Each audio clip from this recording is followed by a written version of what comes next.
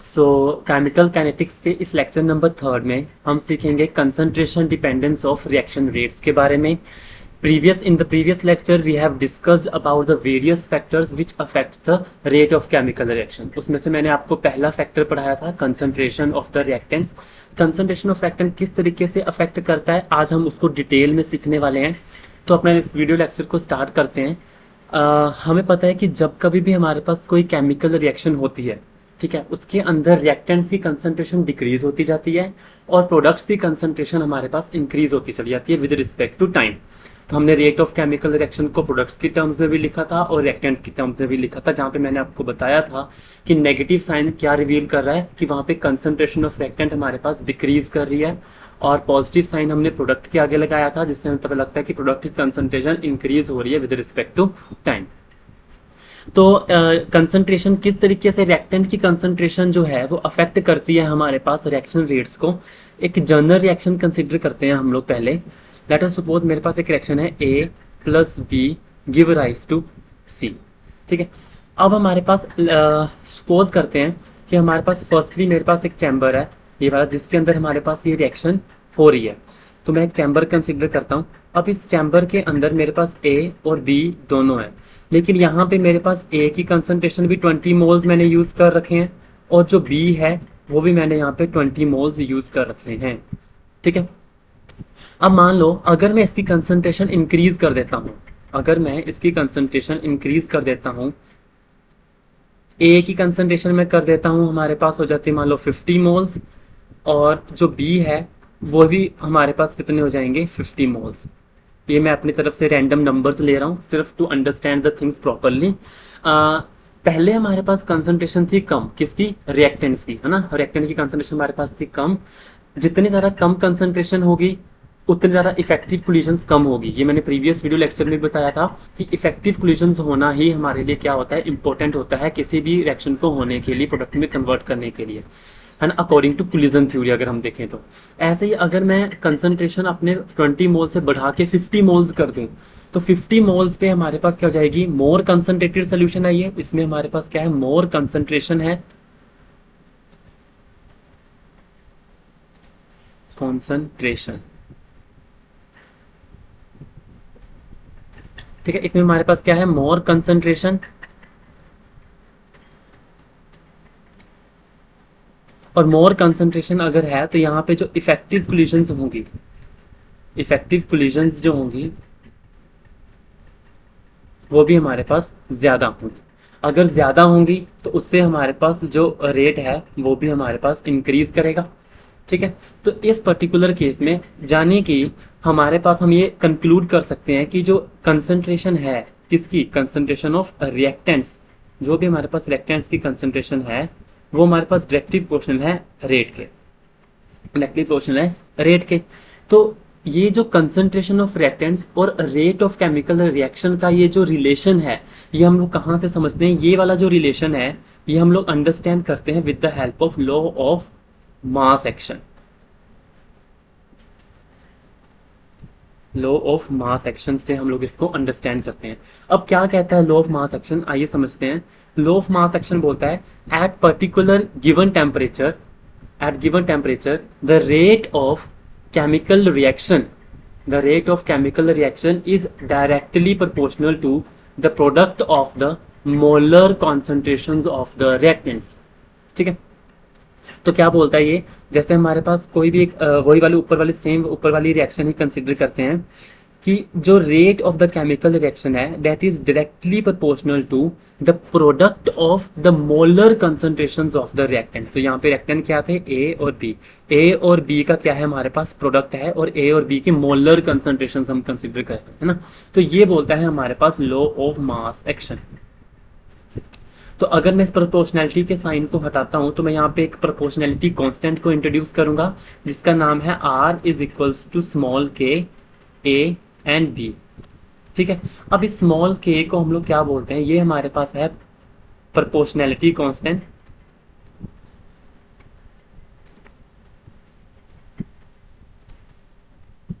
और इसको हम स्पेसिफिकली क्या बोलते हैं, रेट कांस्टेंट।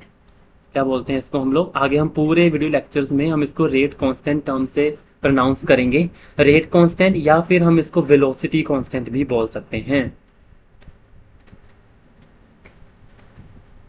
ठीक है, I hope you understand, this is the rate constant small k. Please make sure chemical kinetics में हम स्मॉल के को रेट कांस्टेंट बोलेंगे और जो कैपिटल के होगा वो इक्विलिब्रियम कांस्टेंट होता है। तो हमेशा केमिकल इक्विलिब्रियम को जब हमने कांस्टेंट को दिखाना हो, इक्विलिब्रियम कांस्टेंट को, तो हम कैपिटल के का यूज करेंगे और स्मॉल के हमारे पास रेट कांस्टेंट होता है। तो यहाँ पे कैपिटल के नहीं लिखना, यहाँ पे हम स्मॉल के ही लिखते हैं। ठीक है, सो आई होप आपको दोनों में डिस्टिंग्विश पता लगा हो, दोनों के सिंबल्स में। आगे हम चलते हैं, अब इस रेट कांस्टेंट अब हम बात करते हैं। ये जो हमारे पास, अगर मैं यहाँ पे ए की कंसंट्रेशन और बी की कंसंट्रेशन को 1 मोलर मान लेता हूँ, लेट अस सपोज मेरे पास ए की कंसंट्रेशन इक्वल है बी की कंसंट्रेशन और मैं कितना मान रहा हूँ 1 मोलर मान के चला हूँ। तो अगर मैं दोनों की जगह पे 1 पुट कर दूंगा तो जो मेरे पास रेट ऑफ केमिकल रिएक्शन है वही मेरे पास रेट कांस्टेंट के बराबर आ जाएगा, क्योंकि ये 1 के बराबर हो जाएंगे और ये हमारे पास जो रेट है वो कांस्टेंट के बराबर आ जाएगा। जब हमारे पास रिएक्टेंट्स की जो कंसंट्रेशन है, जब हम उसको 1 मोलर मान लेते हैं, उस टाइम पे जो हमारे पास रेट ऑफ रिएक्शन होगा वो रेट कांस्टेंट के इक्वल आ जाता है। तो उस टाइम पे जो रेट ऑफ रिएक्शन है, ये जो आर है, इसको हम स्पेसिफिक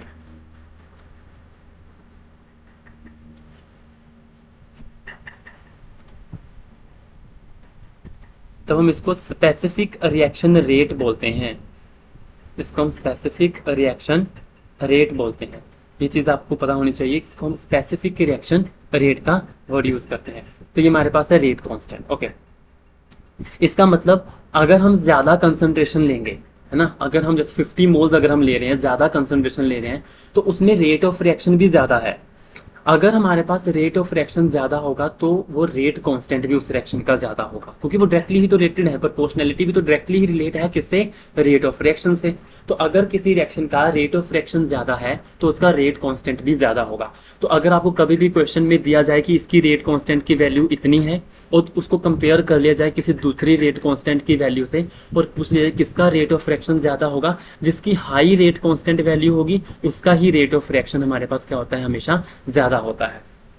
ठीक है, ये तो चलो हमने बात कर ली लॉ ऑफ मास एक्शन की, है ना। इसको हम एक एग्जांपल से समझते हैं। एक मैंने इंपॉर्टेंट चीज बताता हूँ। लेट अस सपोज मेरे पास एग्जांपल है 2A, हम एक जनरल रिएक्शन कंसीडर कर रहे हैं, 2A + 3B give rise to 5C। अगर मैंने इसको लिखना हो लॉ ऑफ मास एक्शन के अकॉर्डिंग, तो मैं कैसे लिखूंगा, R = rate constant K A and B। ठीक है, ए का हमारे पास हो जाएगा स्क्वायर और इसका हो जाएगा हमारे पास 3। कैसे, देखो हमारे पास ऊपर तो मैंने जनरल रिएक्शन कंसीडर करी थी जिसके अंदर मैंने स्टोइक्योमेट्री कंसीडर नहीं करी। अब मैं आपको स्टोइक्योमेट्री के साथ समझाता हूँ। लेट अस सपोज मेरे पास एक जनरल रिएक्शन है AA BB give rise to CC। तो इसको लॉ ऑफ मास एक्शन के अकॉर्डिंग कैसे लिखेंगे, R = रेट कांस्टेंट K। जो भी हमारे पास ये रिएक्शन होती है इसके आगे जो भी स्टोइक्योमेट्री लगी, जैसे A B एंड C, ये तीनों क्या हैं, स्टोइक्योमेट्रिक हैं, है ना। स्टोइक्योमेट्री से A की स्टोइक्योमेट्री A है, B की B है, C की C है। तो ये इसके बाद रेट ऑफ रिएक्शन को जब हम लिखेंगे, इस रिएक्शन को रेट ऑफ रिएक्शन में लिखेंगे तो ये इनकी पावर्स बन जाती हैं। ठीक है, तो यहाँ पे हमारे पास A की पावर कितनी बन जाएगी, A बन जाएगी, और B की पावर हमारे पास B बन जाएगी, और C की पावर हमारे पास C बन जाती है। ये है हमारे पास लॉ ऑफ मास एक्शन के अकॉर्डिंग। अगर हम इसको properly complete law of mass action देखें तो ये रिएक्शन जो है इस तरीके से हम लोग लॉ ऑफ मास एक्शन को लिखते हैं। स्टोइक्योमेट्री उसकी पावर बन जाती है। तो मैंने ये इस एक एग्जांपल ले रहा हूँ। तो ये जो मैंने एग्जांपल लिया है, इस पर्टिकुलर एग्जांपल में मैंने जो लिखा है रेट ऑफ रिएक्शन, ये मेरे पास rate of reaction law of mass action के अकॉर्डिंग है। अगर मैं अगर मैं आपको ये बोलूँ कि इसका जो रेट है वो डबल हो जाता, इसका जो रेट है उस पर क्या इफेक्ट पड़ेगा अगर मैं ए की कंसंट्रेशन को डबल कर दूं। ए को अगर मैं डबल कर दूं तो मुझे बताओ इसका रेट ऑफ रिएक्शन पे क्या फर्क पड़ेगा। तो हमने इस जो इक्वेशन लिखी है rate of law of mass action के अकॉर्डिंग, इसके बेस पे हम इसका आंसर देंगे। कैसे देंगे, देखो अगर मैं ए को डबल कर देता हूं तो मेरे पास रेट कांस्टेंट के है, ए को डबल करने पे 2A हो जाएगा, उसका ऊपर क्या लगा हुआ है, स्क्वायर लगा है, और यहाँ पे B तो ऐसा ही रहेगा हमारे पास, उसका क्या है, क्यूब है। अब अगर मैं इसका 2 का स्क्वायर कर दूंगा, क्योंकि ये स्क्वायर है तो ये 2 के ऊपर भी है, a के ऊपर भी है, तो 2 का स्क्वायर कितना हो जाएगा 4, वो कांस्टेंट है उसको बाहर निकाल लेता हूँ, और a का फिर से हमारे पास क्या बन जाएगा स्क्वायर एज सच, और b का हमारे पास बन जाएगा क्यूब, है ना। तो आपने देखा पुराने रेट से जो नया रेट आया है वो 4 टाइम्स ज़्यादा है ना। तो इसका मतलब आ गया कि अगर मैं एक ही कंसंट्रेशन को डबल करता हूँ तो मेरे पास according to law of mass action जो रेट ऑफ केमिकल रिएक्शन है वो 4 टाइम्स हो जाएगा। कितना हो जाएगा वो 4 टाइम्स हो जाएगा। अच्छा, लेकिन जब हमने इसी रेट को इसी रिएक्शन का, ये तो चलो मैंने जनरल रिएक्शन लिया है, तो अगर हम इसका जनरल रिएक्शन का अगर मैं एक्सपेरिमेंटल ऑब्जर्वेशन देखें, अगर मैं इसी चीज़ की क्या करूं एक्सपेरिमेंटल ऑब्जर्वेशन देखूं, एक्सपेरिमेंटल ऑब्जर्वेशन, तो हमें पता लगा कि यहाँ पे रेट ऑफ रिएक्शन, जो नया रेट ऑफ रिएक्शन है उसको मैं आर प्राइम से डिनोट कर रहा हूँ और पुराने वाले को सिंपल आर रख रहा हूँ, ठीक है। तो जो नया रेट ऑफ रिएक्शन है वो 4 टाइम्स ऑफ आर के बराबर ना होकर कितना है, R prime is equal to twice of R ही है ना। ये मैं जनरल जनरल जनरल मान के चला हूँ, मैं ऐसा कुछ नहीं है कि ये न्यूमेरिकल है ना, जनरल मान के चला हूँ कि वो जो ऑब्जर्वेशन हमें मिली, एक्सपेरिमेंटल ऑब्जर्वेशन मिली नए रेट की, वो तो कहता डबल ही हुआ, वो 4 टाइम्स नहीं हुआ। वो भी क्या हुआ, अगर हम एक ही कंसंट्रेशन को डबल कर रहे हैं एक्सपेरिमेंटली हमें रेट भी डबल मिला। According to law of mass action तो हमें 4 टाइम्स मिलना चाहिए था, बट अगर एक्सपेरिमेंटल ऑब्जर्वेशन देखी गई तो वो तो हमें डबल ही मिल रहा है। इसका मतलब लॉ ऑफ मास एक्शन कहीं ना कहीं फेल हो रहा है इस केमिकल काइनेटिक्स को अंडरस्टैंड करवाने में। इसकी जो काइनेटिक्स है इसको अंडरस्टैंड करवाने में कहीं ना कहीं फेल हो रहा है। तो यहाँ पे लॉ ऑफ मास एक्शन हमारे पास फेल हो जाता है। हमें लॉ ऑफ मास एक्शन की फेलुअर को हटाने के लिए हमें यहाँ पे एक नया लॉ इंट्रोड्यूस करना पड़ता है, जिसको बोलते हैं रेट लॉ एक्सप्रेशन। तो यहाँ पे हम नए लॉ की बात करेंगे, रेट लॉ एक्सप्रेशन की बात करेंगे। अब ये जो रेट लॉ एक्सप्रेशन है, ठीक है, ये जो रेट लॉ एक्सप्रेशन है ये हमारे पास एक्सपेरिमेंटली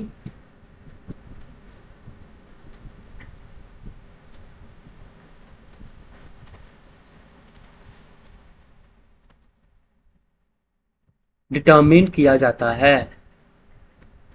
ये हमेशा हमारे पास एक्सपेरिमेंटली ही डिटर्मिन किया जाएगा, ठीक है। सो ये जो रेट लॉ एक्सप्रेशन है ये एक्सपेरिमेंटली डिटर्मिन होगा, लेकिन जो लॉ ऑफ मास एक्शन था वो थ्योरेटिकल था।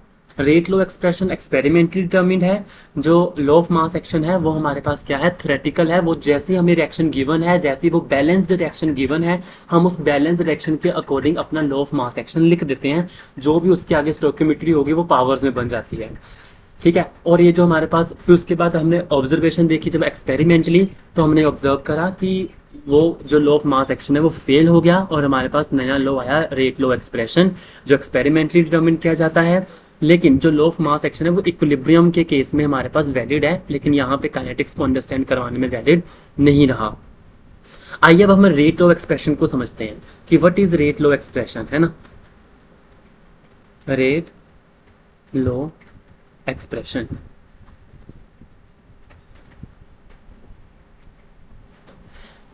ठीक है। रेट लॉ एक्सप्रेशन हमारे पास एक एक्चुअल कंसंट्रेशन डिपेंडेंस बताता है रिएक्शन रेट्स का, है ना, कि एक्चुअली हमारे पास कंसंट्रेशन किस तरीके से डिपेंड करती है, किस तरीके से अफेक्ट करती है हमारे रेट ऑफ केमिकल रिएक्शन को। और ये एक्सपेरिमेंटली डिटर्मिन्ड है। सबसे बड़ी इंपॉर्टेंट बात यही है कि एक्सपेरिमेंटली डिटर्मिन्ड है।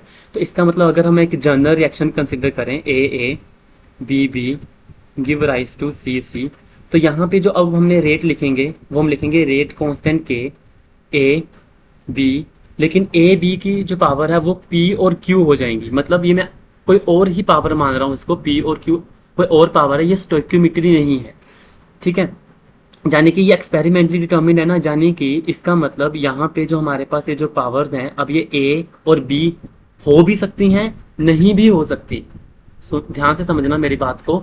ये P और Q जो होता है, ये P जो है वो A के बराबर हो सकता है, Q जो है वो B के बराबर हो सकता है, हो भी सकता है, नहीं भी हो सकता। दोनों चीजें पॉसिबल है हमारे पास। अब कब होगा कब नहीं होगा, अब ये समझो। अगर तो हमारे पास रिएक्शन हुई एलिमेंट्री, अगर हमारे पास रिएक्शन हुई एलिमेंट्री रिएक्शन, तो उस रिएक्शन के केस में हमारे पास जो P है वो A के बराबर होगा, और जो Q है वो हमारे पास B के बराबर होगा। यानी कि जो ऊपर बैलेंस्ड रिएक्शन हमें गिवन है उस बैलेंस्ड रिएक्शन के अकॉर्डिंग हो जाएगा। यानी कि फिर यहाँ पे हमारे पास लॉ ऑफ मास एक्शन के अकॉर्डिंग हो गया ये, है ना। यानी कि जो एलिमेंट्री रिएक्शन है उसके लिए तो लॉ ऑफ मास एक्शन हम जहाँ पे यहाँ पे डिस्कस कर सकते हैं एलिमेंट्री रिएक्शन। अब एलिमेंट्री रिएक्शन कौन सी होती है? जो सिंगल स्टेप रिएक्शन होती है, जिसको जो मल्टीपल स्टेप्स में नहीं होती, एक ही स्टेप होता है उस रिएक्शन का।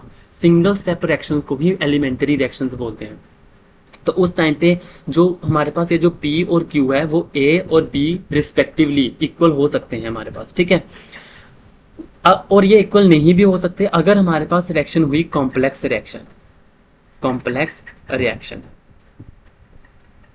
अगर हमारे पास कोई कॉम्प्लेक्स रिएक्शन हुई तो उस टाइम पे हमारे पास P और Q जो है वो A और B के बराबर नहीं होगी, क्योंकि कॉम्प्लेक्स रिएक्शन एक मल्टीपल स्टेप रिएक्शंस हैं। कॉम्प्लेक्स रिएक्शन जो है वो 2 और मोर एलिमेंट्री स्टेप्स को इंक्लूड करता है। उसमें से हमने एक स्लो वाले जो स्टेप होगा उसके अकॉर्डिंग हम लोग क्या लिखेंगे, यहाँ पे P और Q की वैल्यूज को लिखते हैं। आई होप आप अंडरस्टैंड कर पा रहे होंगे। मैं इसको एग्जांपल से समझाने की कोशिश करता हूँ। आइए इसके एग्जांपल देखते हैं। हम लोग ऑर्गेनिक रिएक्शंस में एक बड़ी फेमस रिएक्शंस पढ़ते हैं, न्यूक्लियोफिलिक सब्स्टिट्यूशन रिएक्शंस, है ना। न्यूक्लियोफिलिक सब्स्टिट्यूशन रिएक्शंस, एक होती है हमारे पास SN2 रिएक्शन, एक होती है हमारे पास SN1 रिएक्शन, है ना। इजी टू अंडरस्टैंड है ये दो रिएक्शन। इस करके मैं ये वाले एग्जांपल से आपको समझाने की कोशिश करता हूँ। देखो SN2 रिएक्शन जो होती है ये हमारे पास सिंगल स्टेप रिएक्शन है ना। ये हमारे पास क्या है, सिंगल स्टेप रिएक्शन है। और SN1 रिएक्शन जो है ये हमारे पास क्या है, 2 स्टेप रिएक्शन, 2 स्टेप रिएक्शन है। तो सबसे पहले हम डिस्कस करते हैं SN1 रिएक्शन को। SN1 रिएक्शन,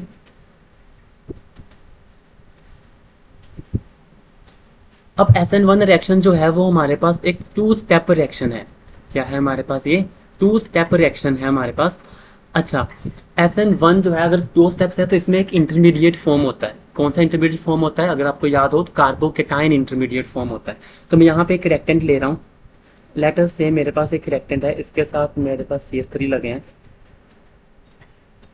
अब मैंने ये वाला रिएक्टेंट ही क्यों चूज करा ये मैं आपको बताता हूँ, जस्ट वेट। यहाँ पे मेरे पास क्या है, न्यूक्लियोफाइल है।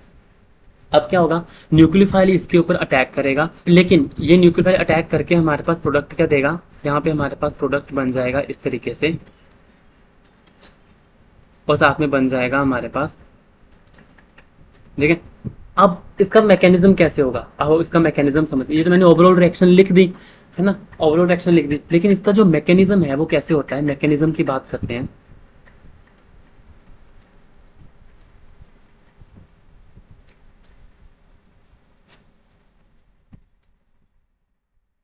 सबसे पहले यहाँ पे हो जाता है हमारे पास लीविंग ग्रुप का लीव, और यहाँ पे लीविंग ग्रुप लीव करने के बाद हमारे पास यहाँ बनता है कार्बोकेटायन और I नेगेटिव, ऐसे, ठीक है। अब ये जो लीविंग ग्रुप हमारे पास लीव कर रहा है ये हमारे पास एक तरह से एक स्लो प्रोसेस है। नेक्स्ट स्टेप में हमारे पास ये जो कार्बोकेटायन है इसके ऊपर हमारे पास न्यूक्लियोफाइल आके क्या कर देगा, अटैक कर देगा, और ये बन जाएगा हमारे पास इस तरीके से। और ये रिएक्शन हमारे पास क्या है, फास्ट रिएक्शन है ना। अब देखो सबसे पहला तो स्टेप है वो स्लो क्यों है, क्योंकि हमारे पास एक स्टेबल प्रोडक्ट था, एक स्टेबल रिएक्टेंट था। हमारे पास क्या था, एक स्टेबल रिएक्टेंट था। वो स्टेबल रिएक्टेंट हमारे पास कन्वर्ट हो गया एक इंटरमीडिएट स्टेट में जिसका नाम है कार्बोकेटाइन इंटरमीडिएट फॉर्म हो रहा है। यानी कि एक न्यूट्रल स्पीशीज से एक चार्ज स्पीशीज बन रही है, और हमें पता है कि चार्ज स्पीशीज इतनी ज़्यादा स्टेबल नहीं होती as compared to neutral species. तो ये प्रोसेस हमारे पास स्लो हो जाएगा, क्योंकि कोई एक स्टेबल फॉर्म से एक अनस्टेबल फॉर्म में क्यों जाएगा, ठीक है। तो इसलिए हमारे पास यहाँ पे जो कार्बोकेटाइन बन रहा है वो एक चार्ज स्पीशीज है, इस करके फर्स्ट स्टेप स्लो स्टेप बन गया। लेकिन चार्ज स्पीशीज नेक्स्ट स्टेप में हमारे पास किसी न्यूक्लियोफाइल से अटैक होकर प्रोडक्ट बन रही है, और हमें पता है प्रोडक्ट की एनर्जी कम होती है। मैंने आपको एनर्जी प्रोफाइल डायग्राम समझाई थी प्रीवियस लेक्चर में, तो उसमें देखो प्रोडक्ट की एनर्जी कम होती है और ये हमारे पास एक्शन फास्ट हो जाएगी। क्यों, क्योंकि बहुत जल्दी चार्ज स्पीशीज कन्वर्ट हो जाएगी एक न्यूट्रल प्रोडक्ट में, ठीक है। तो इसलिए अब हमने यहाँ पे टर्शरी जो है ये वाला हम लोग टर्शरी क्यों ले रहे हैं, है ना, टर्शरी ग्रुप क्यों लिया हमने, टर्शरी रिएक्टेंट क्यों लिया। इसका रीजन ये है कि जो कार्बोकेटाइन बनेगा टर्शरी वाला वो स्टेबल बनता है। है ना। यहाँ पे इंडक्टिव इफेक्ट के थ्रू जो मिथाइल ग्रुप्स लगे हैं वो इसको इलेक्ट्रॉन डेंसिटी प्रोवाइड करेंगे और ये जो स्पीशीज है ये हमारे पास थोड़ी बहुत स्टेबल बनेगी, लेकिन ये स्टेबल इतनी नहीं, रेक्टेंट से तो कम ही स्टेबल रहेगा चार्ज स्पीशीज। अब आप इसको इस चार्ज स्पीशीज को रेक्टेंट के साथ कंपेयर मत करना, क्योंकि रेक्टेंट तो ऑब्वियसली स्टेबल ही है और रेक्टेंट से भी ज़्यादा स्टेबल है हमारे पास प्रोडक्ट, है ना। तो ये वाला इंटरमीडिएट स्टेबल है, पर ये चार्ज स्पीशीज है, चार्ज स्पीशीज हमेशा न्यूट्रल से लेस ही स्टेबल होती है। अब हम इसका रेट लिखने की कोशिश करते हैं। अब हमें पता है कि ये कॉम्प्लेक्स रिएक्शन है, 2 स्टेप्स में रिएक्शन हुई है। अगर हमें इसको अच्छा, अगर हमें ये ओवरऑल रिएक्शन एज सच दी होती तब हम लोग क्या करते हैं, हम लोग इसका जो रेट है वो बता देते कि रेट कांस्टेंट के, और साथ में यहाँ पे लगे हैं हमारे पास CH3 3, और साथ में ये इसके ऊपर डिपेंड कर रहा है और साथ में हमारे पास डिपेंड कर रहा है न्यूक्लियोफाइल के ऊपर। तो हम लोग इसको क्या बोल देते हैं कि इसके विद रिस्पेक्ट भी डिपेंड कर रहा है और न्यूक्लियोफाइल के भी ऊपर डिपेंड कर रहा है। तो हम इसको बोल देते हैं कि ये हमारे पास क्या है, बाई मोलिकुलर रिएक्शन है। मतलब 2 मोलिक्यूल्स है ना, एक ये वाला मोलिक्यूल और एक ये मोलिक्यूल, दोनों रिएक्ट कर रहे हैं। लेकिन ये हमारा कंसेप्ट बिल्कुल गलत हो जाएगा, क्योंकि ये कॉम्प्लेक्स रिएक्शन थी। कॉम्प्लेक्स रिएक्शन का जो रेट है वो हम डायरेक्टली उस रेट जो हमें दी होती है रिएक्शन, हम उसको डायरेक्टली ऑब्जर्व करके नहीं लिख सकते, ठीक है। हम इसको मैकेनिज्म के थ्रू लिखते हैं, तभी तो ये एक्सपेरिमेंटली डिटर्मिंड है ना। अब ये मैकेनिज्म तो हम एक्सपेरिमेंटली चीज़ों को पहले करेंगे, इसको समझेंगे, तभी तो हम इसको एक्सपेरिमेंटली मैकेनिज्म को रिड्यूस कर पाएंगे, कॉपी पे थ्योरेटिकली कर पाएंगे, है ना। तो हम इसका मैकेनिज्म समझेंगे, तो यही इसीलिए तो हम इसको एक्सपेरिमेंटली डिटर्मिन करते हैं, क्योंकि एक्सपेरिमेंट करके हमें डायरेक्टली ही स्लो स्टेप के बेसिस पे ही हमें रेट ऑफ रिएक्शन देखने को मिल जाता है। तो स्लो स्टेप जो होता है वो हमारे पास क्या बन जाता है, रेट ऑफ रिएक्शन लिखने का एक तरीका बन जाता है। स्लो स्टेप के बेसिस पे हम लिखते हैं, कैसे लिखेंगे। अब इसका जो रेट ऑफ रिएक्शन है वो सिर्फ और सिर्फ रेट कांस्टेंट के और साथ में CH3 सिर्फ इसी के ऊपर डिपेंड करेगा, वो न्यूक्लियोफाइल के ऊपर डिपेंड नहीं कर रहा, है ना, न्यूक्लियोफाइल के ऊपर डिपेंड नहीं कर रहा। तो ये इसका जो है वो हमारे पास रेट ऑफ रिएक्शन है, ठीक है। ये इसका करेक्ट फॉर्म है हमारे पास रेट ऑफ रिएक्शन की, ठीक है।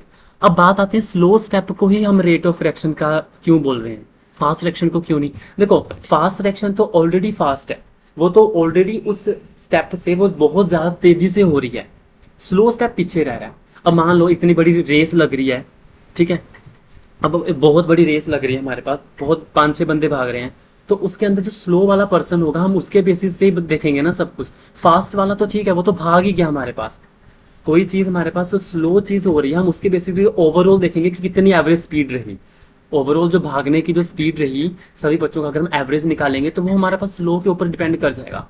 अगर स्लो वाला भी थोड़ा फास्ट हो जाता फिर एवरेज स्पीड थोड़ी ज़्यादा हो जाती, लेकिन अब स्लो वाला ज़्यादा ही स्लो चल रहा है, यानी कि स्लो चीज़ के ऊपर हमारे पास बहुत चीज़ें क्या करती हैं, मैटर करती हैं, है ना।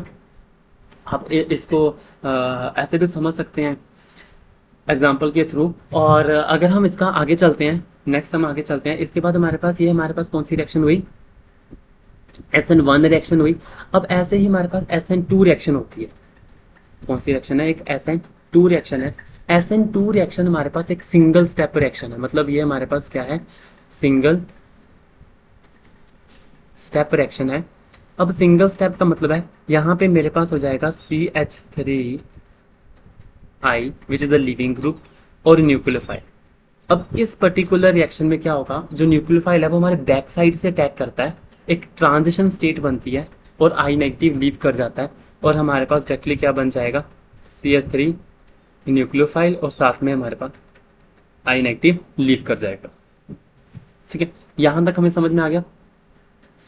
SN2 रिएक्शन जो होती है उसमें न्यूक्लियोफाइल बैक साइड से अटैक करता है और फ्रंट साइड से लीविंग ग्रुप लीव करता है, ठीक है। ये हमेशा याद रखना ये चीज़, क्योंकि SN और इसमें ट्रांजिशन स्टेट बनती है, ठीक है। और ये सिंगल स्टेप होने की वजह से हम इसका रेट डायरेक्टली इसी एलिमेंट्री रिएक्शन ही होगी। ये एलिमेंट्री का जो रिएक्शन लिखने का, रेट लिखने का जो हमारा वे है वो लॉ ऑफ मास एक्शन का ही है। तो इसमें जो स्टोइकियोमेट्री है वही हम सारी वही लिख देंगे, CH3 आयोडीन इसके ऊपर भी डिपेंड कर रही है पावर 1 और इसमें न्यूक्लियोफाइल के ऊपर भी डिपेंड कर रही है विद पावर 1, है ना, क्योंकि इसके आगे 1 ही है हमारे पास।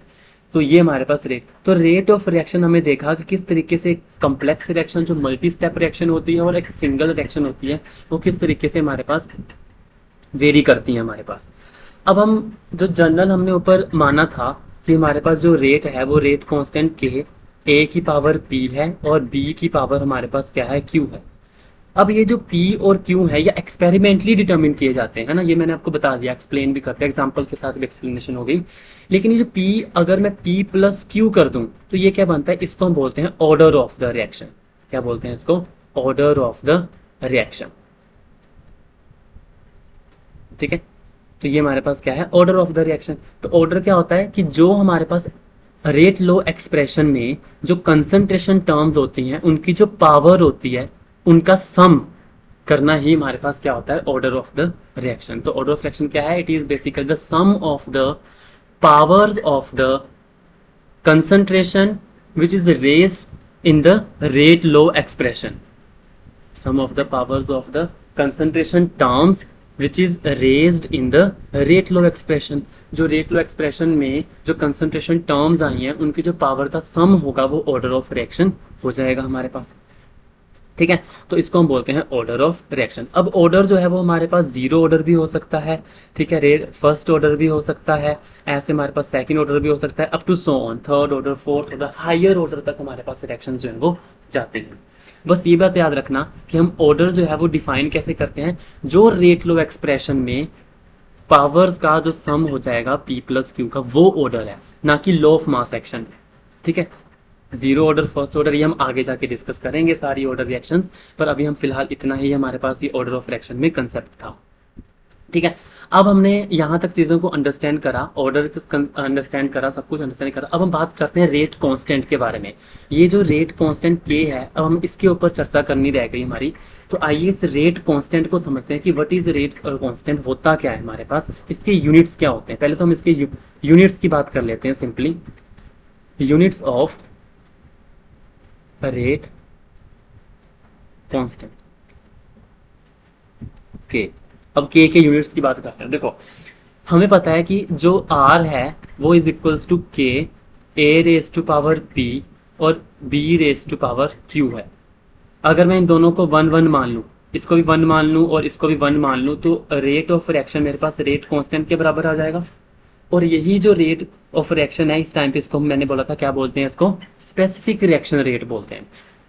ठीक है, अब हमें रेट ऑफ रिएक्शन तो हमें लिखना आता ही है। अच्छा, ये जो हमने रेट ऑफ रिएक्शन लिखा है पीछे, है ना। अच्छा, एक और बात इंपॉर्टेंट बताता हूँ मैं, यहाँ पे जो हमने रेट ऑफ रिएक्शन लिखा है, जैसे ए प्लस बी रिएक्शन के लिए कैसे लिखा था मैंने, R is equals to K A raise to power P और B raise to power Q, ऐसे करके लिखा।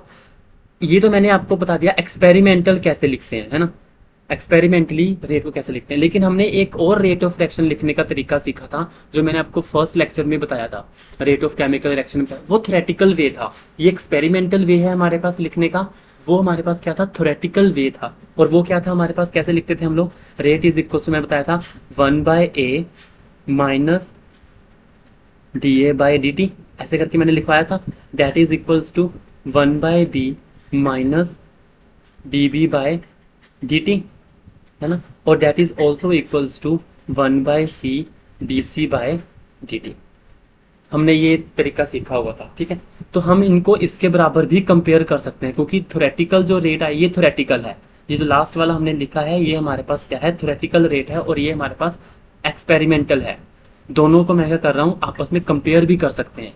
तो यहाँ से आप ये जो माइनस dA/dt है ना, ये क्या होता था, rate of disappearance of A, तो आप वो भी निकाल सकते हो, है ना। इनको कंपेयर करके हम वो भी निकाल सकते हैं। कैसे निकालेंगे, देखो, अगर मैं सिर्फ A को ही कंपेयर करूँ तो मैं कैसे लिखूंगा, A minus dA/dt that is equals to K rate constant, A की पावर P और B की पावर Q, ऐसे करके निकाल सकते हैं हम लोग।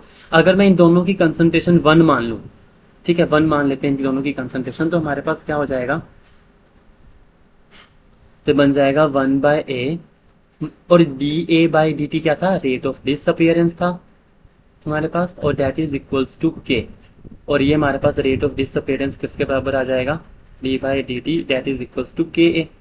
अगर आप ये साथ में लिखना चाहते हैं तो आप लिख भी सकते हैं, 1 मानना है 1 मान लो, वो डिपेंड करता है हमारे पास कौन से ऑर्डर की रिएक्शन है, कैसा है। जैसे फॉर एग्जांपल, है ना, P और Q के ऊपर डिपेंड कर जाएगा। अगर वो 0 हुआ तो ये हमारे पास 1 बन जाएगा, या क्या बन जाएगा, ये हम आगे जाके सारा पढ़ेंगे इस चीज़ को। ठीक है, आप इसको साथ में लिख भी सकते हो, ऐसा कोई प्रॉब्लम नहीं है। पर ये हमारे पास रेट ऑफ डिसअपेरेंस यहाँ से हम ऐसे निकाल सकते हैं। ठीक है, अब ये जो हमारे पास रेट कांस्टेंट है, ये एक्चुअली में है क्या, रेट ऑफ रिएक्शन के ही तो बराबर आ रहा है ना। अगर हम इसको देखें रेट ऑफ रिएक्शन, और रेट ऑफ रिएक्शन के मैंने आपको इसमें वो भी बताए थे, क्या बोले थे मैंने, यूनिट्स क्या बोले थे, मोल पर लीटर पर सेकेंड, ये मैंने आपको यूनिट्स बताए थे, है ना। ये किसके बताए थे, रेट ऑफ रिएक्शन के, और यही इक्वल है हमारे पास रेट कांस्टेंट के। यानी कि रेट कांस्टेंट के यूनिट्स जो हैं वो हमारे पास रेट ऑफ रिएक्शन जैसे ही होते हैं, है ना, रेट ऑफ रिएक्शन जैसे ही होते हैं। लेकिन इसके यूनिट्स वेरी कर सकते हैं, रेट कांस्टेंट के यूनिट्स वेरी कर सकते हैं अगर हमारे पास ऑर्डर वेरी कर जाए, रिएक्शन का ऑर्डर वेरी कर जाए। अभी तो मैंने यहाँ पे इसके सामने 1 1 मान लिया है, दोनों को, ए को भी कंसंट्रेशन 1 मान लिया, बी की कंसंट्रेशन भी 1 मान ली है ना। तब ये हमारे पास क्या आ चुके हैं, यहाँ पे रेट कांस्टेंट की वैल्यू ये आ चुकी है हमारे पास। यानी कि पी यहाँ पे, इसका मतलब ये हो गया ना, इसको 1, ये 1 कब आएगा, ए रेस टू पावर पी जो है ये 1 कब आएगा, जब मैं पी को 0 मान लूंगा, पी भी 0 हो जाएगा, क्यू भी 0 हो जाएगा, यानी कि 0 ऑर्डर रिएक्शन हो जाएगी। अगर हमारे पास पी और क्यू दोनों 0 हो गए तो इनका सम भी 0 हो जाएगा। तो सम क्या होता है, ओवरऑल ऑर्डर होता है ना। जो पी है that is basically the order with respect to A, और क्यू जो है that is order with respect to B. कई बार ऐसे भी क्वेश्चन आता है, अलग अलग ऑर्डर में भी रिएक्शन आता है, क्वेश्चन आता है, बट अगर ओवरऑल रेट पूछा जाए तो वो क्या होता है, पी प्लस क्यू। और अगर मैंने इसको 1 1 मान लिया है तो वो कैसे होगा, अगर पी की वैल्यू भी हमारे पास 0 हो जाए और क्यू की वैल्यू भी 0 हो जाए, तब हमारे पास रेट कांस्टेंट की वैल्यू रेट ऑफ रिएक्शन के बराबर आ जाएगी। तो इसका मतलब ये जो मैंने यूनिट्स लिखे हैं ये 0 ऑर्डर रिएक्शन के लिए लिखे हैं, है ना, 0 ऑर्डर रिएक्शन के लिए लिखे हैं मैंने। लेकिन अगर मैं फर्स्ट ऑर्डर ले लूँ, फर्स्ट ऑर्डर का मतलब है पी और क्यू में से कोई एक चीज 0 हो जाएगी, है ना, किसी को भी 0 मान लो, अभी तो हम जनरल पढ़ रहे हैं, है ना। क्यू को चलो 0 मान लो तो पी का वैल्यू हमारे पास 1 आ जाएगा, और ये हमारे पास जो रेट ऑफ रिएक्शन है वो रेट कांस्टेंट के और ए के ऊपर इस तरीके से डिपेंड कर जाएगी। अब इसके यूनिट्स तो हमें पता है क्या है, मोल पर लीटर और पर सेकेंड, है ना। रेट कांस्टेंट तो के है, और इसके भी क्या होते हैं, कंसंट्रेशन, ये कंसंट्रेशन ही तो है ए, इसके यूनिट्स क्या बन जाएंगे, मोल पर लीटर बन जाएंगे। अब ये इधर मोल पर लीटर मल्टीप्लाई में है, इधर जाके डिवाइड हो जाएगा, है ना। डिवाइड होके हमारे पास जो फर्स्ट ऑर्डर रिएक्शन है उसके हमारे पास ये कट जाएंगे, मोल पर लीटर, और हमारे पास बचेगा क्या, पर सेकंड बच जाएगा रेट कांस्टेंट के यूनिट्स। तो फर्स्ट ऑर्डर रिएक्शन के लिए रेट कांस्टेंट के यूनिट्स क्या बन गए, पर सेकंड बच गए। तो ऐसे करते करते हमारे पास कई ऑर्डर के रिएक्शंस के हम रेट को यूनिट्स निकाल सकते हैं रेट कांस्टेंट के। बट इतना तामझाम कौन करे, इसके लिए हमको क्या करते हैं, एक छोटा सा फॉर्मूला पढ़ लेते हैं इस रिएक्शन रेट कांस्टेंट को यूनिट्स निकालने के लिए। तो जब कभी भी आपको यूनिट्स ऑफ रेट कांस्टेंट निकालने हो तो कैसे निकाल लेंगे, rate units of rate that is equals to, हमेशा रखो, mole per litre 1 minus N per second, है ना। अब मैं एन क्या है, N is equals to order of, N is equals to order of reaction, order of reaction, ठीक है। अब अगर मेरे पास एन की वैल्यू हुई 0 तो हमारे पास जो यूनिट्स है रेट कांस्टेंट के वो क्या बन जाएंगे, देखो वो बन जाएंगे मोल पर लीटर पर सेकेंड, है ना। अगर मेरे पास एन की वैल्यू हुई 1 तो देखो 1 माइनस 1 पावर में ऊपर 1 माइनस 1 हो जाएगा, तो मेरे पास 1 माइनस 1 क्या होता है, 0, किसी की पावर भी 0 कितना होता है, 1, तो ये पूरा फैक्टर 1 हो जाएगा, और हमारे पास बचेगा क्या, पर सेकेंड। ऐसे ही हमारे पास अगर मैं एन की वैल्यू को क्या पुट कर दूं, एन की वैल्यू को अगर मैं 2 पुट कर दूंगा तो मेरे पास कितना बन जाएगा, देखो मोल पर लीटर की पावर 1 माइनस 2 पर सेकेंड, और ये कितना आ जाएगा, देखो मोल पर लीटर की पावर -1 पर सेकेंड। और -1 का मतलब है जो मोल ऊपर है वो नीचे चला जाएगा और लीटर ऊपर चला जाएगा, तो बन जाएगा लीटर पर मोल पर सेकेंड, ठीक है। ये यूनिट्स हमारे पास सेकेंड ऑर्डर रिएक्शन। ऐसे हम थर्ड ऑर्डर के निकाल सकते हैं, फोर्थ ऑर्डर के भी निकाल सकते हैं। द थिंग इज यूनिट्स के लिए हमारे पास ये फॉर्मूला जो है that is very very important. ये फॉर्मूला हमें क्या होना चाहिए, याद होना चाहिए, ठीक है। तो ये हमने ऑर्डर भी सीख लिया और ये सारी चीज़ें हमने सीख ली हैं। इसके बाद जो हमारा टॉपिक है वो है मोलिकुलरिटी, कि मोलिकुलरिटी क्या होती है ना। तो मोलिकुलरिटी को अंडरस्टैंड करते हैं। तो मोलिकुलरिटी के लिए मैंने पहले से कुछ लिखा हुआ है ताकि हमारा टाइम जो है वो थोड़ा सेव हो जाए, ठीक है, क्योंकि इसमें थोड़ी सी थ्योरी सी थी। तो मोलिकुलरिटी के लिए हम लोग क्या करेंगे, molecularity according to collision theory, collision theory के अकॉर्डिंग हमें पता है कि जो रिएक्टिंग मॉलिक्यूल्स हैं, जिन्होंने भी आपस में रिएक्ट करना है, जो रिएक्टेंट मॉलिक्यूल्स हैं, वो आपस में क्या करेंगे, कोलाइड करेंगे। कोलाइड करके ही हमारे पास कोई ना कोई प्रोडक्ट देंगे। ये हमारे कोलिजन थ्योरी के अकॉर्डिंग है, डिटेल में सीखेंगे इसको। अब जो हमारे पास मोलिकुलरिटी का मतलब होता है कितने नंबर ऑफ मॉलिक्यूल्स आपस में कोलाइड करके प्रोडक्ट दे रहे हैं, कितने नंबर ऑफ मॉलिक्यूल्स आपस में कोलाइड कर रहे हैं। यानी कि ये हम एक बैलेंस्ड रिएक्शन को देख के पता कर लेंगे, है ना, बैलेंस्ड रिएक्शन को देख के पता कर लेंगे। The number of reacting species which collide simultaneously, which collide simultaneously to bring a chemical reaction, that is called the molecularity, that is called molecularity. Okay अब हम क्या करते हैं, एलिमेंट्री रिएक्शन अगर हम कंसिडर करके चलते हैं, अगर हमारे पास लेट अस सपोज हमारे पास क्या है, एलिमेंट्री रिएक्शन है, तो जो मोलिकुलरिटी है वो क्या है, सिंपली जो बैलेंस्ड केमिकल रिएक्शन होगी, इक्वेशन होगी, हम उसी को देख के पता कर लेंगे, उसी के नंबर ऑफ मॉलिक्यूल्स काउंट कर लेंगे। जैसे फॉर एग्जांपल लेते हैं H2O2 जो है, अब उसके आगे 1 लगा है ना, वो H2O और हाफ O2 में कन्वर्ट हो रही है, और ये एक एलिमेंट्री रिएक्शन है, तो इसकी मोलिकुलरिटी कितनी हो जाएगी, 1। ठीक है, मोलिकुलरिटी कितनी हो जाएगी, 1। याद रखना मोलिकुलरिटी हम हमेशा एलिमेंट्री रिएक्शन को देख के ही देते हैं। अगर हमारे पास कोई कॉम्प्लेक्स रिएक्शन है तो कॉम्प्लेक्स रिएक्शन के हर एक एलिमेंट्री स्टेप के अलग अलग मोलिकुलरिटी हो सकती है ना। लेकिन ऑर्डर जो है, देखो ऑर्डर जो है वो भी हमारे पास कॉम्प्लेक्स रिएक्शंस में अलग अलग स्टेप्स के ऊपर डिपेंड नहीं करता, उसमें जो स्लोवेस्ट स्टेप होगा वो उसी के बेसिस पे हम ऑर्डर देंगे। लेकिन जो मोलिकुलरिटी है, जो अलग अलग स्टेप्स आपने लिखे हो, हर किसी स्टेप की अलग अलग मोलिकुलरिटी हो सकती है।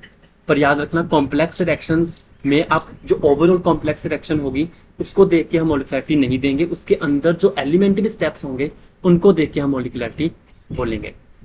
तो मोलिकुलरिटी समझ आ गया, कितने रिएक्टिंग मॉलिक्यूल्स जो है वो आपस में कोलाइड कर रहे हैं। जैसे पहले में 1 आ गया, 1 का मतलब है यहाँ पे हमारे पास रिएक्शन हो जाएगी यूनिमोलिक्यूलर, यूनिमोलिकुलर। तो मोलिकुलरिटी कई तरह की हो सकती है, unimolecular, by molecular, try molecular, वो डिपेंड करता है कितने नंबर ऑफ मॉलिक्यूल्स कोलाइड कर रहे हैं। जैसे यहाँ पे हमारे पास क्या है, H2O2 में 1 है, तो ये हमारे पास रिएक्शन क्या है, यूनिमोलिकुलर रिएक्शन है।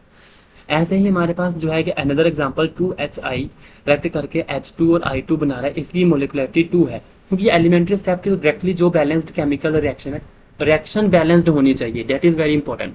ठीक है, तो हम डायरेक्टली उसको देख के पता कर दे रहे हैं कि यहाँ पे मोलिकुलरिटी कितनी है, 2 है हमारे पास। तो इसको हम बोलेंगे बाई मोलिकुलर रिएक्शन। ये हमारे पास क्या है, बाई मोलिकुलर रिएक्शन। ओके, अगर हम बात करते हैं कॉम्प्लेक्स रिएक्शंस की, कॉम्प्लेक्स रिएक्शंस में क्या होता है, molecularity is not equal to the sum of the reactant in the balanced chemical equation, वो इक्वल नहीं होगा। कॉम्प्लेक्स रिएक्शंस जो होती हैं उसके अंदर 2 और मोर एलिमेंट्री स्टेप्स जो है वो इंक्लूड होते हैं। जैसे एग्जांपल लेते हैं 2N2O5 4NO2 + O2। अब इसका जो रेट ऑफ रिएक्शन है, जो मैंने रेट ऑफ रिएक्शन लिखा है, देखो आप देखो, अगर बड़े ध्यान से देख रहे हो तो N2O5 की पावर 1 है ना, जबकि यहाँ पे तो 2 लगा है। इसका मतलब, और आपको पता है ये वाला हम एक्सपेरिमेंटली डिटर्मिन कर रहे हैं, है ना, तो एक्सपेरिमेंटली हमारे पास ऐसे आया। अगर हम एक्सपेरिमेंटली ना लिखते, अगर हम इसको रिएक्शन को देख के लिखते तो वो लॉ ऑफ मास सेक्शन हो जाता, ठीक है, फिर तो पावर 2 हो जाती। पर ऐसा नहीं है, हमारे पास जो हमने ऑब्जर्व करा, जो इसका रेट ऑब्जर्व करा, वो N2O5 की पावर 1 पे डिपेंड कर रहा है। इसका मतलब ये रिएक्शन एलिमेंट्री नहीं है, रिएक्शन कहीं ना कहीं कॉम्प्लेक्स रिएक्शन है, मल्टीपल स्टेप्स हैं इसके अंदर, है ना। तभी तो एक्सपेरिमेंट से हमें ये भी नॉलेज मिल रही है इस चीज से। इसका मतलब इसका मैकेनिज्म कैसे होगा, अब ये मैकेनिज्म बाद में डिड्यूस हुआ है, पहले ये ऑब्जर्वेशन की गई है एक्सपेरिमेंटली कि इसकी जो ऑर्डर है वो 1 है, फर्स्ट ऑर्डर रिएक्शन है ये, है ना। लेकिन अगर हम मास सेक्शन के अकॉर्डिंग देखते तो यहाँ पे 2 होना चाहिए था, ठीक है। मैकेनिज्म बाद में हमने डिड्यूस करा, एक्सपेरिमेंटल ऑब्जर्वेशंस के बाद मैकेनिज्म डिड्यूस हुआ। तो N2O5 NO2 + NO3 ये स्लो स्टेप है। अब मैंने कहा था स्लो स्टेप के ऊपर ही हमारा रेट ऑफ रिएक्शन क्या करता है, डिपेंड करता है। अब इसी के बेस के ऊपर हम लोग रेट को लिख सकते हैं। अब यहाँ पे रेट कांस्टेंट K हो जाएगा, इसका रेट कांस्टेंट K मान लो, और ये N2O5 के ऊपर डिपेंड कर रहा है सिर्फ पावर 1 में, इसका 1 है ना, इसीलिए। अब वो 2 क्यों लिखा था ऊपर, क्योंकि ये देखो ऊपर भी N2O5 है, बाद में ये N2O5 दोबारा जो फर्स्ट स्टेप में NO3 बना है उसके साथ ये दोबारा रिएक्ट कर रहा है, तब जाके हमारे पास प्रोडक्ट है। अगर हम इसको ओवरऑल रिएक्शन को ऐसे लिखना चाहें तो आप नीचे लिख भी सकते हो, तो हमारे पास 2 N2O5 आ जाएंगे, पर हमारा जो रेट है वो स्लो स्टेप के ऊपर डिपेंड कर रहा है। सिमिलर एग्जाम्पल इज, ये हमारे पास जो नेक्स्ट एग्जाम्पल है that is 2NO2 plus F2 give rise to 2NO2F। तो हमारा जो रेट है वो इस, ये हमारे पास एक्सपेरिमेंटल ऑब्जर्व्ड है ना, ये भी एक्सपेरिमेंटल आया।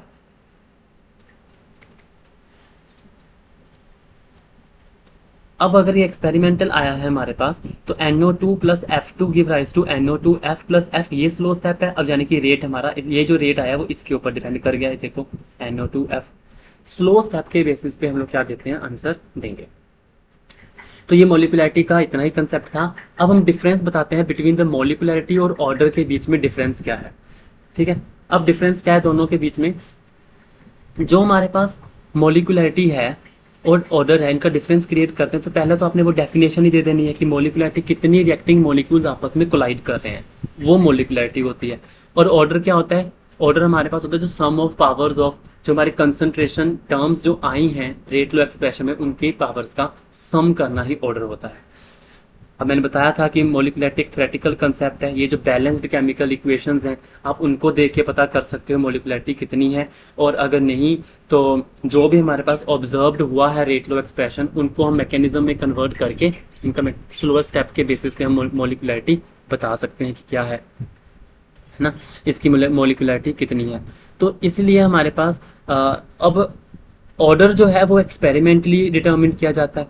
ये जो हमारे पास ऑर्डर आया है, जो हमारा रेट लो एक्सप्रेशन आया है, उसके ऊपर जो कंसंट्रेशन टर्म जो पावर्स आती हैं P और Q जो मैंने बताया था, वो एक्सपेरिमेंटली है। ऑर्डर फ्रैक्शनल हो सकता है लेकिन मोलिकुलरिटी कभी भी फ्रैक्शनल नहीं होती, है ना, ऐसा है ना, वो हमेशा होल नंबर होगा। होल नंबर में ही मोलिकुलरिटी लिखते हैं। जैसे हम कई बार रिएक्शन में लिख देते हैं, जैसे हाफ H2 करके लिख देते हैं, पर वो एक करेक्ट फॉर्म नहीं है, आप इसको 2 से मल्टीप्लाई करना पड़ेगा और एक करेक्ट फॉर्म इसकी होल नंबर ही होती है मोलिकुलरिटी। हम ये नहीं बोल सकते कि आधा मोलिक्यूल रिएक्ट कर रहा है, आधा मोलिक्यूल कैसे कोलाइड कर सकता है भाई, है ना। मोलिक्यूल या तो एक होगा या दो होंगे या तीन होंगे, ऐसे मोलिक्यूल कोलाइड करेंगे, आधा मोलिक्यूल का क्या तो कोई मतलब ही नहीं बनता। ऑर्डर जो है वो फ्रैक्शनल ऑर्डर हो सकता है, जैसे हाफ ऑर्डर रिएक्शन, है ना, 3/4, ऐसे करके ऑर्डर ऑफ रिएक्शन जो है वो हमारे पास बन सकता है। मोलिकुलरिटी कभी जीरो नहीं होती। हम ये नहीं बोल सकते कि कोई मोलिक्यूल कोलाइड ही नहीं कर रहा, ऐसा तो हो ही नहीं सकता। रिएक्शन हो रही है तो कोई ना कोई तो मोलिक्यूल होंगे वहां पे कोलाइड कर रहे होंगे, तो मोलिकुलरिटी कभी जीरो हो ही नहीं सकती। ऑर्डर जीरो हो सकता है ना, वो क्या पता वो कंसंट्रेशन के ऊपर डिपेंड ना कर रही हो उस टाइम के ऊपर, जब उनकी कंसंट्रेशन 1 ले ली हो हमने, तब वो ऑर्डर जो है वो जीरो हो सकता है। मोलिकुलरिटी जो होती है वो सारे रिएक्शंस के लिए हम लोग क्या कर सकते हैं, डिफाइन कर सकते हैं। मोलिकुलरिटी सारे रिएक्शंस के लिए, क्योंकि कॉम्प्लेक्स रिएक्शन भी होगी उसके अंदर भी एलिमेंट्री स्टेप्स होंगे, सभी के लिए अलग अलग मोलिकुलरिटी आ जाएगी। लेकिन ऑर्डर सिर्फ हम एलिमेंट्री रिएक्शन के लिए ही देंगे जो स्लोएस्ट स्टेप होगा, है ना। स्लो, अगर कॉम्प्लेक्स रिएक्शन भी है तो उसमें से जो स्लोएस्ट स्टेप है उसके बेसिस पे हम ऑर्डर देंगे, या ऑर्डर हम एलिमेंट्री रिएक्शंस के लिए देने वाले हैं। तो यही था हमारे पास पूरे आज के इस कॉन्सेप्ट में, molecularity, order, rate of chemical reaction का, कंसंट्रेशन का वेरिएशन किस तरीके से वो डिपेंड कर रहा है। तो ये पूरे वीडियो लेक्चर के बेसिस पे एक न्यूमेरिकल है। अगर हम इस न्यूमेरिकल को, पहले आप खुद से ट्राई करना इस न्यूमेरिकल को सॉल्व करने की, वीडियो को पॉज करके, फिर हम उसके बाद इस न्यूमेरिकल का आंसर देखते हैं। ठीक है, चलो इस वीडियो का ठीक है, तो आंसर स्टार्ट करते हैं इसका। अब हमें क्या दे रखा है, हमें एक क्वेश्चन दे रखा है A+B+C give rise to product. अगर मेरे पास है A+B+C give rise to product P, अगर मैं इसका रेट लिखना चाहूँ, है ना, रेट लो एक्सप्रेशन लिखना चाहूँ तो कैसे लिखूंगा, rate law expression is equal to rate constant A की पावर मैं P मानूंगा, क्योंकि अब इसके आगे तो 1 1 1 है सभी के आगे, पर मैं इसको 1 1 1 नहीं मान सकता, है ना, नहीं मान सकता, क्योंकि इसके मुझे क्या मानने पड़ेंगे, PQR मानने पड़ेंगे, कि हम लोग रेट लो एक्सप्रेशन लिखेंगे ना कि लॉ ऑफ मास एक्शन के अकॉर्डिंग चलेंगे। तो यहाँ पे B जो है वो P के बाद Q आ जाएगा और C जो है वो हमारे पास R आ जाएगा। ये मैंने आपकी तरफ से PQR मान लिया, और अगर मैं P+Q+R कर दूं तो मेरे पास पूरा ओवरऑल ऑर्डर मिल जाएगा। ठीक है, तो पहले हम ऑर्डर निकालेंगे विद रिस्पेक्ट टू A, फिर B के विद रिस्पेक्ट निकालेंगे, फिर C, फिर हम तीनों को कंबाइन करके पूरा ओवरऑल ऑर्डर निकाल लेंगे। तो हमें उस ऑर्डर निकालने के लिए देखो, फर्स्ट पॉइंट आपको दे रखा है कि जो रेट ऑफ रिएक्शन है वो डबल हो जाता है, बिकम डबल, अगर हम A की कंसंट्रेशन को डबल कर देते हैं। तो पहले केस को उठाते हैं।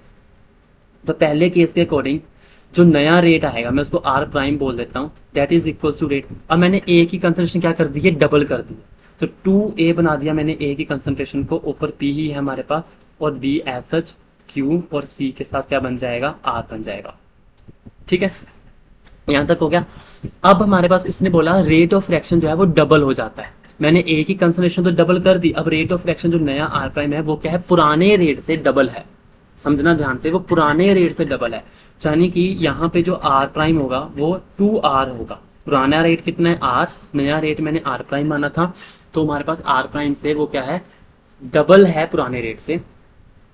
तो मैं इसको लिख सकता हूँ 2r that is equal to rate constant k। इसमें से 2 की पावर p में अलग कर लेता हूँ, है ना, a की पावर p एच बन जाएगा, फिर से वही इक्वेशन q बन जाएगी, और हमारे पास c पावर r बन जाएगी। अब ये जो पहली वाली इक्वेशन थी, ये वाली 1 इक्वेशन है, और ये मेरे पास है 2 इक्वेशन, ऐसे मान के चलते हैं। ठीक है, अब अगर मैं इन दोनों इक्वेशंस को डिवाइड कर दूं, ये जो मेरे पास 2 इक्वेशन है इसको मैं 1 से डिवाइड कर दूं, कैसे करूंगा देखो, 2r divided by r, left side को लेफ्ट साइड के साथ डिवाइड करना, राइट साइड को राइट साइड वालों के साथ डिवाइड करना, फिर k, और नीचे भी क्या है k, ऊपर मेरे पास है 2 raise to power p, a raise to power p, b raise to power क्या कर देंगे q, और c raise to power r, और नीचे भी मेरे पास यही सेम चीज है, a raise to power p, b raise to power q, और c raise to power r। अब ये सारी चीजें कट जाएंगी आपस में, ये कट जाएगा, और k से k भी कट जाएगा, r से r कट जाएगा, तो मेरे पास 2 is equal to 2 raise to power p बच जाएगा। क्योंकि मुझे पहले p निकालना है, फिर q निकालना है, फिर r निकालना है, तो पहले a वाले पॉइंट से मैंने p निकाल लिया, b पॉइंट से हम q निकाल लेंगे, c पॉइंट से हम r निकाल लेंगे। तो देखो यहाँ से देखो, ये भी 2 है, 2 की पावर 1 है, और नीचे भी 2 की पावर 1 है, तो ये p जो है वो डायरेक्टली 1 के बराबर आ जाएगा, क्योंकि यहाँ पे दोनों के बेस क्या है, सेम है, 2 ही है। तो ये तो ऊपर क्या है हमारे पास, ऊपर पावर्स आपस में कंपेयर हो जाती हैं, जब बेस सेम होता है तो पावर्स आपस में क्या हो जाएंगी, कंपेयर हो जाएंगी, तो p इज इक्वल टू 1, यानी कि with respect to a it is a first order reaction, with respect to a it is a first order reaction. ठीक है, अभी हम निकालेंगे b। अब देखो b में क्या बोलता है, rate of reaction becomes 8 times if the concentration of b is doubled, है ना। अब b की कंसंट्रेशन में डबल कर दूंगा तो रेट ऑफ रिएक्शन 8 टाइम्स हो जाएगा, पुराने रेट से 8 टाइम्स हो जाएगा, तो पुराना रेट तो r था, तो नया रेट क्या बन जाएगा, 8 टाइम्स ऑफ r। ठीक है, इसको डायरेक्टली लिख रहा हूँ, और हमारे पास कंसंट्रेशन किसकी बोली है, उसने b की डबल बोली है, तो b की कंसंट्रेशन क्या हो जाएगी, हमारे पास डबल हो जाएगी, तो a की हमारे पास कितना बन गया p, और b की कंसंट्रेशन कितनी बन जाएगी, 2b की पावर q, और c की पावर कितनी बन जाएगी, r। अब ये हमारे पास थर्ड इक्वेशन आ जाएगी। अब हम क्या करेंगे, थर्ड इक्वेशन को 1 के साथ डिवाइड कर देंगे, जो नई इक्वेशन आएगी उसको पुरानी इक्वेशन से डिवाइड कर देंगे।